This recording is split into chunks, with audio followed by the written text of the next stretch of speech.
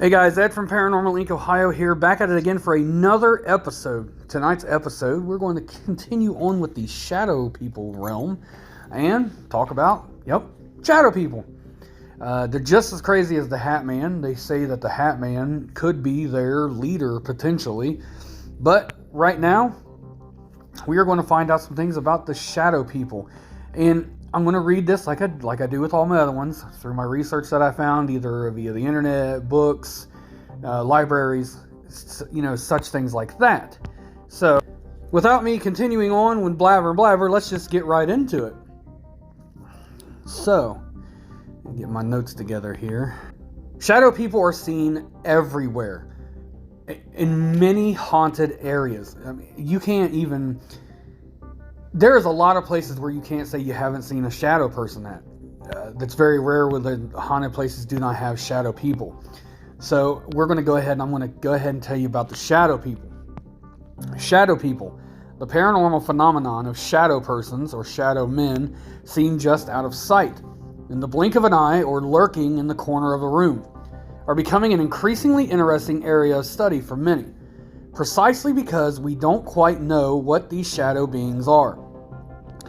There are a huge number of theories, some suggesting that these black shadows are simply ghosts taking on a darker form, while other theories lean more towards the idea that they are time travelers or beings from an interdimensional plane, or even aliens.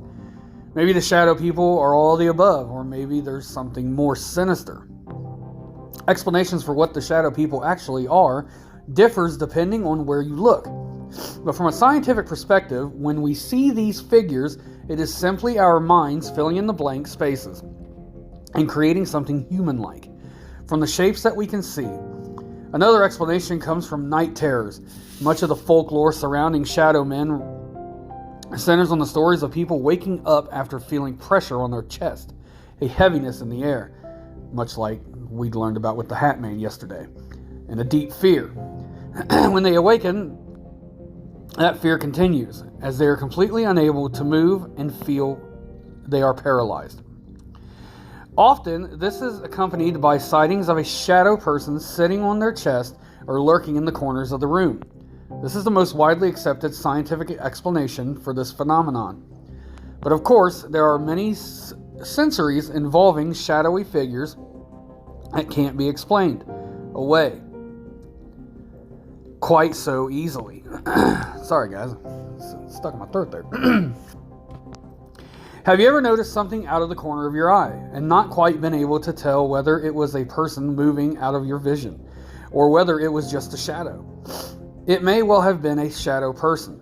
Shadow people are different to spirits and ghosts in that they are dark in color. Shadow is the absence of light, and so facial features, clothes, and other details are generally completely undetectable.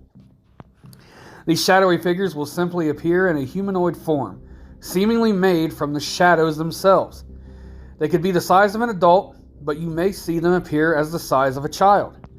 You might see them in the corner of a room, moving through walls, and they may move extremely quickly once you've taken note of them.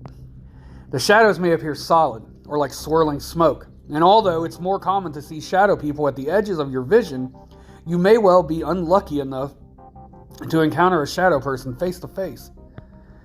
One thing to take note of, however, shadow people are often described as having glowing red eyes.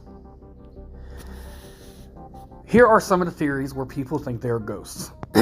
Although shadow people are often described as ghost shadows or ghost people, the truth is that they seem to behave in an entirely different way to other spirit phenomena. Orbs, ectoplasm, and the likely are rare ever seen around these shadow ghosts, although they're seen very commonly around areas of ghostly and spiritual activity. It seems that the shadow people are seen alone and act alone, which lends credence to the theories that they may be beings from another interdimensional plane, like aliens, or time travelers, or even something that we're not entirely sure how to define. If they are spirits or ghosts, one theory suggests these shadows represent human spirits that are simply lost on this plane. They don't look the same as other spirits with facial features and clothing that we can recognize, because they haven't yet embraced their state of being. leaving them with an absence of the light that most spirits encounter upon moving onto the next plane after death. This absence of the light means that we see them as shadows. This theory suggests that these shadow ghosts are trapped because they cannot move on. So although they may feel sad and heavy, they are not necessarily an evil or demonic spirit. Another theory, we see them as a shadow simply because of the way our eyes perceive whatever light spectrum that these shadowy figures exist within. Now we're going to move on to where some people think that they are demonic. Another theory for these shadowy persons is that they are in fact demonic in nature, simply due to the dark thoughts often experienced by those who encounter them. Again, this is often at odds to what you might experience when encountering neutral spirits or other entities. As these kinds of spirits, malevolent and intrusive thoughts tend to be associated with demonic beings. Encounters are often accompanied by feelings of intense dread, and often witnesses to these shadow people do not feel like they are or have been in the presence of a being that was once human. Now we're going to move on to the more in-depth thought of what these things could be, the interdimensional beings. The most popular answer to what are shadow people question tends to lean towards a type of interdimensional being. Aliens is often banded around as an alien, and it's not quite as ludicrous as it sounds. Many people believe that aliens are already here on Earth and are simply disguising themselves. Others believe that aliens are on Earth, but are in a different dimension, and that these shadows are simply the slip between dimensions. Another theory based on astral beings and time travelers also works on the idea that these shadows are simply astral beings or time travelers who have slipped through one dimension or another. Just how these time travelers or astral beings slip through that dimension is something we don't know yet, and we don't have an answer for. But one theory as to why we may feel dread encountering these beings is simply due to the effect that a slip in our dimension would have on a healthy human being. If you're seeing black shadows, try not to worry. It might just be shadows in the corner of the room.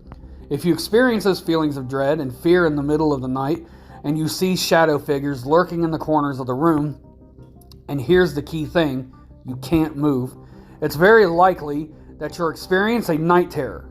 Although they're exceptionally scary, they are actually harmless. If you can try to wiggle your little finger or your little toe, and you'll soon get yourself out of the paralysis. We don't know what shadow figures are. In fact, they could be any or all of the phenomenon we've mentioned above. They could be ghosts or spirits, astral travelers, time travelers, aliens, or again, all of the above. They could be demons or low, heavy souls trapped on this plane. One thing is for sure, you'll never be quite sure again if that shadow out of the corner of your eye was just that, a shadow or a shadow figure. Now that I've told you about the shadow people, I want to tell you about an experience that I had personally with shadow figures. I've been to lots of investigations around the country, and I've seen shadow people huge in Waverly Hills. Waverly Hills Sanitarium in Kentucky, you see shadow people dart from left to right. The little boy Timmy spirit that we saw that night was, in fact, it looked like a child-sized shadow figure. They run back and forth from room to room. The big one that also, there's shadow entities there called the Creeper, which they believe is a demonic entity. And then there's Big Black, and he's up on I believe it's the 5th floor. It's either the 4th or 5th floor. I believe it's the 4th floor, because that's where the Creeper is. That Big Black, they'll see as a shadow figure, and he just engulfs the entire room around you. I've seen both of them. We've caught the Creeper on camera. We caught Big Black on camera. Also, when I was in Ashmore Estates, one of the scariest things that has happened to me in an investigation, our memory card, which was empty, all of a sudden was full in one of the cameras we had on the 2nd floor. And I went up to there to get the camera. It was a static camera. It was just sitting there, night vision shining down the end of the hall. As I get to the camera, my radio picks up the man that I'm ghost hunting with, or investigating with. Guys, and again, if I say ghost hunting, I have always said ghost hunting. I know a lot of paranormal investigators don't like that term, ghost hunter. I've really ran into some ones that were really nasty about it when I would say ghost hunter. We're not ghost hunters, we're paranormal investigators. I get that, I know that everybody wants to have the right term. But when I say ghost hunt or ghost hunters or ghost hunting, it's just what I've called it. I've done this since 2005. Here it is 2023. And so if I am making anybody upset about that, I'm not trying to be purposely making you upset or making you mad. It's just what I've always said. So I'm trying to get better at saying investigations and paranormal investigator, because I know for a fact that I get kind of upset when people call me a ghostbuster.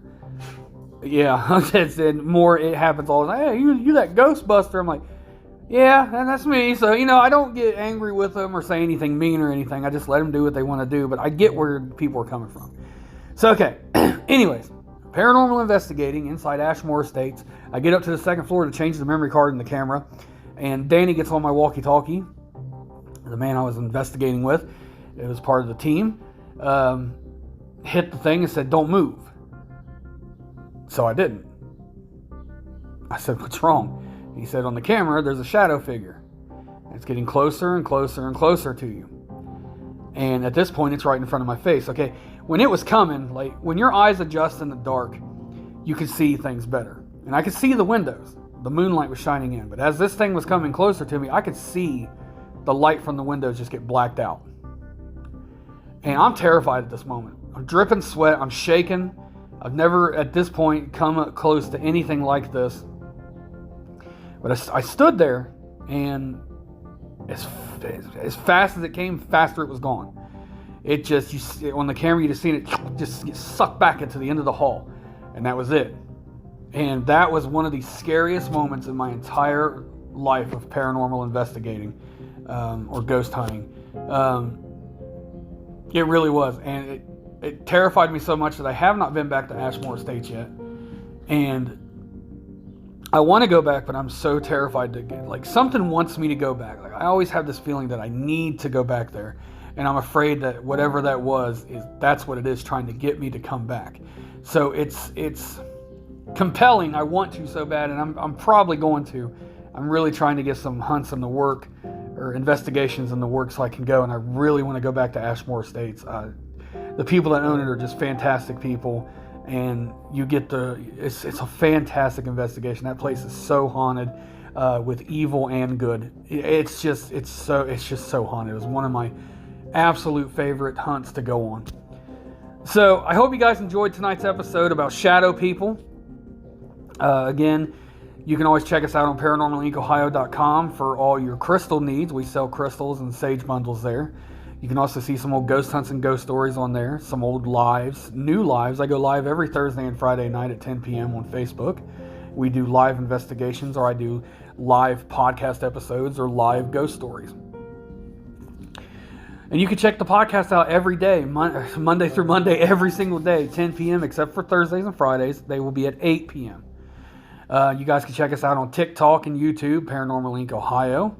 I'm on Twitter. You can go check out the Twitter if anybody even uses Twitter anymore. You can check that out. And I hope you guys loved the episode. I love doing this for you guys. I do. And I cannot tell you how much I appreciate all the love and support that you guys give. And it means the world to me. Now, there's a subscription thing. I know, I'm going to say it. You guys don't have to do it. Whatever you want to do. If you do the subscription, it's $2.99 a month. It helps us get more, equipment. It helps us pay for things like going on investigations. We can actually get out and investigate. It goes for you guys. None of that money goes in my pocket. Absolutely none of it. It all goes for Paranormal Inc. Ohio. So you guys can get the best content that can be given to you guys. So like I said, if you guys decide to do it, awesome. If you guys decide not to do it, awesome. I'm either way with it. But it's there. It's $2.99 a month. If you guys want to, you can subscribe on Spotify to me. And you'll get some behind-the-scenes content. And you'll also get episodes that are not aired on the regular podcast show. So you guys will get that as well. And again, if you guys do, awesome. If you don't, awesome. I love each and every one of you, and I thank you oh so very much, guys. And I hope to see you on the next one, or actually hear me on the next one. We will be tomorrow night, another episode of the podcast, guys. So have a great night, guys. Thank you so much. Bye, everyone.